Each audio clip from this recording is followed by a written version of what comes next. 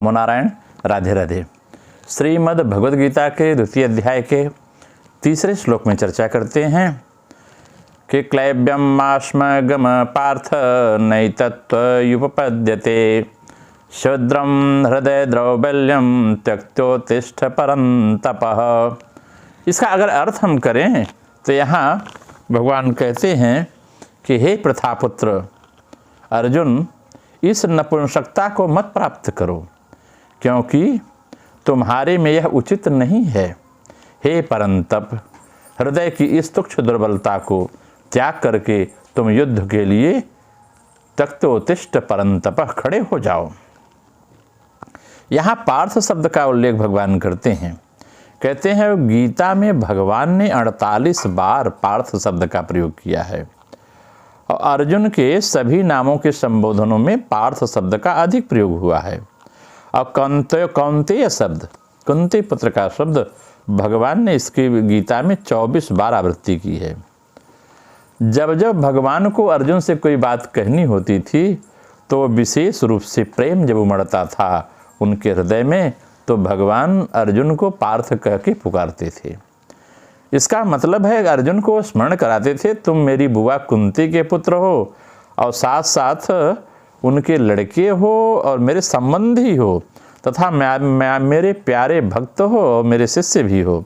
इसलिए मैं तुम्हें गोपनीय बात जो भी कहता हूँ वह सत्य कहता हूँ और वह मैं तुम्हारे हित के लिए कहता हूँ।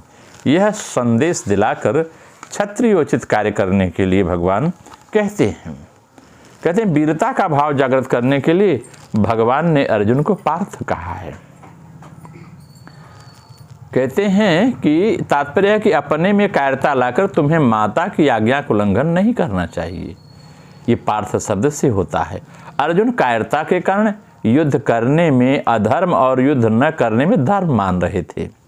अतः अर्जुन को चेताने के लिए भगवान कहते हैं कि युद्ध न करना धर्म की बात नहीं है, यह तो कायरता है।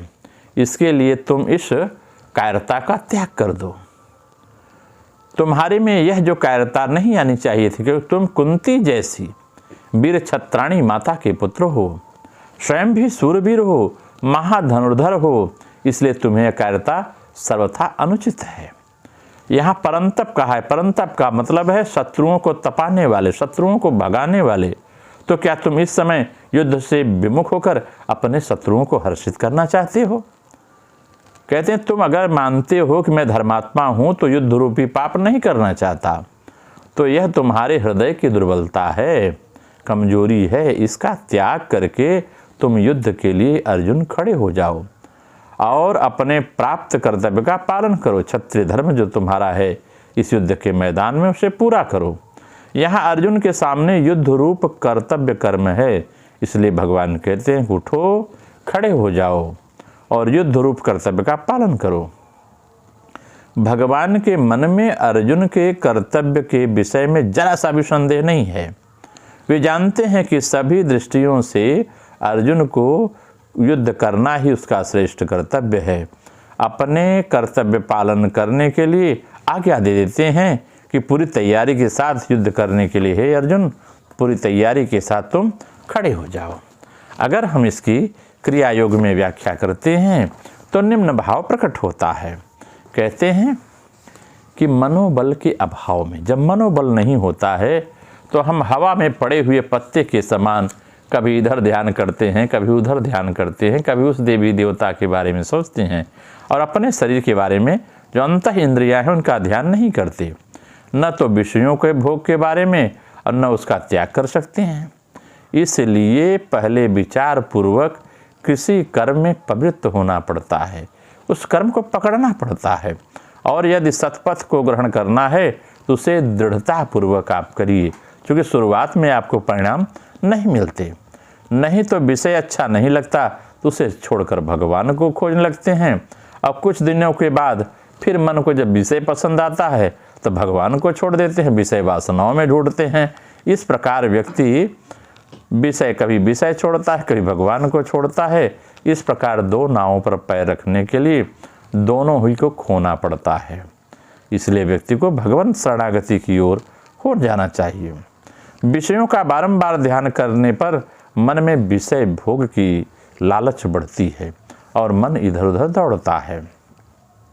अवश्य ही विषयों जैसा स्वाद मिलता है भगवान, पहले वैसा स्वाद भगवान के ध्यान में नहीं मिलता। कहते हैं कि इसलिए हम भगवान के प्रति उतना आकर्षण नहीं प्राप्त कर पाते, परंतु विषय भोग के बाद जो क्लेश अनुभव होता है वह अनुभव कर विषय रथ चित्त को सावधानी से विषयों की ओर से खींच कर व्यक्ति को भगवान की ओर ले जाना चाहिए। यह पहले अच्छा तो नहीं लगता, तथापि कटुक औषधि की तरह सैव्य समझकर भगवत साधना में बलपूर्वक चित्त को लगाना आवश्यक है। व्यक्ति से आज भगवान अर्जुन को बलपूर्वक खींच रहे हैं, वैसे ही मनुष्य को चाहिए कि अपने चित्त को बलपूर्वक भगवान की ओर रखे। इस प्रकार कुछ दिनों तक चेष्टा करने पर, साधना करने पर रस मिलने लगता है। तब विषय त्याग कर भगवत साधना में आने का कोई क्षोभ मन में कभी नहीं रहता है। बारंबार विषय चिंतन और विषय योग के विषय में, विषयों के भोग के विषय में सोचने पर हृदय दुर्बल बन जाता है। कहते हैं परंतु विषयों के भोग से कोई भला आदमी नहीं बन सका है आज तक।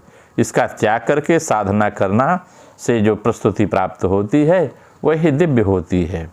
बलपूर्वक साधना का अभ्यास करने पर प्राणवायु स्थिर होती है और ऊर्ध्व होकर जब मस्तिष्क में सहस्रार में चढ़ जाती है, तब इससे बढ़कर अच्छी वस्तु और कुछ नहीं ध्यान पड़ती। कस्तूरी कुंडल वसे मृग ढूढ़े बन माहे, ऐसे घट घट राम है दुनिया देखत नाए।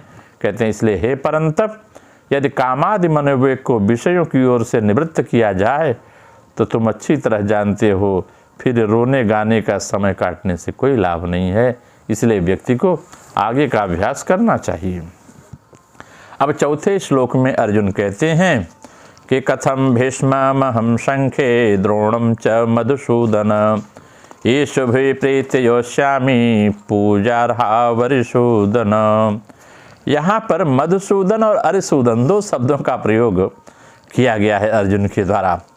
कहते हैं हे मधुसूदन, मैं रणभूमि में भीष्म और गुरु द्रोणाचार्य के साथ बाण कैसे चलाऊं, कैसे युद्ध करूं, क्योंकि हे अरिसूदन ये दोनों ही मेरे पूजा के योग्य हैं, ये पूजनीय हैं, जिनके सामने मैं वार्तालाप नहीं कर सकता था, आज मैं उनके सामने धनुष कैसे चलाऊंगा। कहते हैं ये दोनों संबोधन का मतलब है अरिसूदन और मधुसूदन का कि आप दैत्यों शत्रुओं को नाश करने वाले हैं, अर्थात जो दुष्ट स्वभाव वाले हैं, अधर्ममय लोग हैं, आचरण करने वाले हैं, दुनिया को कष्ट देने वाले मधुकैटभ आदि दैत्य, उसको भी आपने मारा। और जो बिना कर्ण द्वेष रखते थे, अनिष्ट करते हैं, ऐसे शत्रुओं को भी आपने मारा है।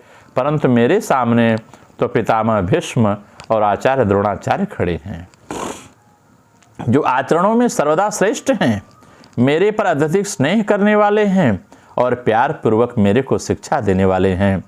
ऐसे मेरे परम हितैषी दादाजी और विद्या गुरु श्री द्रोणाचार्य जी महाराज को मैं कैसे मार सकता हूँ। कथम भीष्महं शंखे द्रोणम च, ये दोनों मेरे लिए बड़े ही उपादेय हैं। मैं कायरता के कारण युद्ध से विमुख नहीं हो रहा हूँ केशव, धर्म को देखकर मैं युद्ध से विमुख हो रहा हूँ। परंतु आप कह रहे हैं कि यह कायरता है, यह कहाँ से कायरता तुम में आ गई। आप जरा सोचें कि मैं पितामह भीष्म और आचार्य द्रोण के साथ बाणों से युद्ध कैसे करूँगा। महाराज यह मेरी कायरता नहीं है, कायरता तो तब कही जाए जब मैं मरने से डरूं। मैं मारने से नहीं डर रहा हूं, प्रत्युत मारने से डर रहा हूं। संसार में दो ही तरह के संबंध मुख्य हैं, एक जन्म का संबंध होता है और दूसरा विद्या का संबंध होता है। जन्म के संबंध की अगर हम बात करें तो पितामह भीष्म हमारे पूजनीय हैं, दादा हैं मेरे, बचपन से ही मैं उनकी गोद में पला हूँ। बचपन में जब मैं उनको पिताजी पिताजी कहता था तब प्यार से कहते थे मैं तो तेरे बाप का भी बाप हूँ, तेरे पिता का भी पिता हूँ। इस तरह से मेरे पर बड़ा ही प्यार किया है, बड़ा स्नेह रखते आए हैं। विद्या के संबंध में अगर बात की जाए तो आचार्य द्रोण हमारे परम पूजनीय हैं, ये मेरे विद्या गुरु हैं। उनका मेरे ऊपर इतना स्नेह है केशव कि उन्होंने खास अपने पुत्र अश्वत्थामा को भी मेरे समान नहीं पढ़ाया, मुझे विश्व का महान धनुर्धर बनाया। उन्होंने ब्रह्मास्त्र चलाना तो दोनों को सिखाया था, पर ब्रह्मास्त्र का उपसंहार करना केवल मुझे ही सिखाया था, अपने पुत्र को कभी नहीं सिखाया। उन्होंने मेरे को यह वरदान भी दिया कि मेरे शिष्य में अस्त्र शस्त्र कला में तुम्हारे से बड़ा कोई दूसरा नहीं होगा। सर्वश्रेष्ठ धनुर्धर मुझे बनाया, ऐसा आशीर्वाद दिया। ऐसे पूजनीय पितामह भीष्म और आचार्य द्रोण के सामने तो मैं वाणी से भी नहीं बात कर सकता, तो धनुष उठाकर उनकी हत्या कैसे मैं कर सकता हूँ? बड़ा पाप लगेगा। कहते हैं फिर मारने की इच्छा से उनके साथ बाणों सिद्ध करना कितने भारी बड़े पाप की बात है केशव। संबंध में बड़े होने के नाते पितामह भीष्म और आचार्य द्रोण दोनों ही आदरणीय और पूजनीय हैं। इनका मेरे ऊपर पूरा अधिकार है। ये मेरे पर प्रहार कर सकते हैं, पर मैं उन पर बाणों को कैसे चलाऊं? उनका प्रतिद्वंदी होकर युद्ध करना तो मेरे लिए बड़े पाप की बात है, क्योंकि ये दोनों ही मेरे द्वारा सेवा करने योग्य हैं और सेवा से बढ़कर पूजा करने योग्य हैं। ये पूजनीयों पर मैं अपने बाण को कैसे चला सकता हूँ? यहाँ पर अर्जुन द्रोणाचार्य पितामह के बारे में कहते हैं, अगर इसकी हम क्रिया योग में व्याख्या करें, इस शरीर के अंदर चेतना में व्याख्या करें, तो चिरकाल से चले हुए मार्ग पर चलना ही जीव का स्वभाव है। जैसे पितामह हैं, गुरु हैं, चिरकाल से हैं, इन पर ही जीव चलना चाहता है। अब साधना भजन करते समय उन नियमों में कुछ न कुछ व्यतिक्रम करना पड़ता है, खान में, पान में, सम्मान में करना पड़ता है, इस प्रकार से करना पड़ता है। परंतु इसके लिए जीव सहज ही राजी नहीं होता है। चिरकाल तक दूसरे के लिखे अनुसार उसे चलना पड़ता है, ऐसी बात नहीं है, परंतु पहले व्यक्ति को अभ्यास करना ही पड़ता है। तत्पश्चात कुछ हाथों में कर लेने के बाद जब ज़्यादा अभ्यास हो जाता है तो ज़्यादा अभ्यास की आवश्यकता नहीं चलती, वह श्वासों पर ध्यान, श्वास पर मंत्र का ध्यान अनवरत चलता रहता है। और स्वच्छंद पूर्वक गतिपूर्वक अभ्यस्त विषयों का विपरीत भाव भी नहीं होता। कोई भी विषय वासना व्यक्ति को परेशान नहीं करती, परंतु मन लगता है मन में कि चिरकाल से चले हुए मार्ग को छोड़ना कर चलना पड़ेगा। कूटस्थ के दर्शन से अंतः शत्रु पराजय होता है। जब आपके कूटस्थ का ध्यान हो जाएगा, यहाँ पर आज्ञा चक्र पर आपको दर्शन होगा दिव्य रूप से, जब ज्योति दिखाई देगी तो धीरे धीरे जो अंतः शत्रु हैं, राग देश आदि मल्ल जो हैं, ये समाप्त होने लगते हैं, अर्थात उस समय काम क्रोध आदि का वेग नहीं रह जाता। अतएव अर्जुन का परंतप नाम इसीलिए सार्थक है कि वह तपस्या कर इतना ध्यान करता है कि उससे सिद्ध हो जाता है। नमो नारायण, राधे राधे। आप सबका मंगल हो। 10 मिनट